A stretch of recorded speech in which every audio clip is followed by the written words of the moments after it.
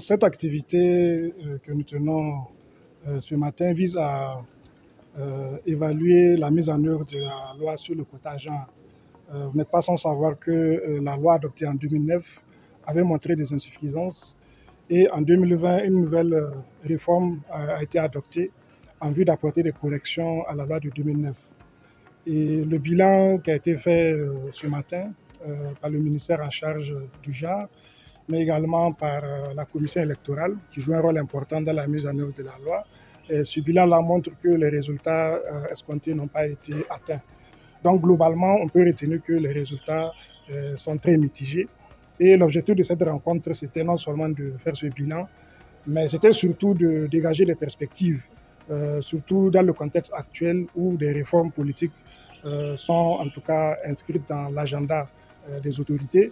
Nous avons estimé qu'il était important de relancer ce débat dans la mesure où notre conviction est que la qualité de la démocratie dépend de la participation de l'ensemble des citoyens, y compris des femmes et des jeunes. On a beaucoup de femmes qui sont engagées en politique. Au niveau de l'Institut, nous contribuons à la formation des femmes engagées en politique, notamment dans le cadre du programme I8. Donc nous savons qu'il y a beaucoup de femmes qui sont engagées. Il y a peut-être un facteur qui me semble le plus déterminant, c'est le facteur financier.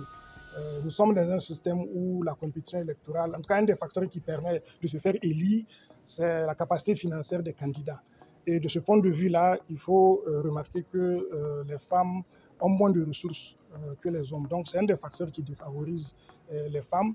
Et dans une certaine mesure, on peut considérer que dans certains cas, les femmes ne sont pas exclues systématiquement, mais ce sont les règles pragmatiques de la compétition politique qui les excluent. C'est pour ça qu'il faut aborder le sujet de façon holistique.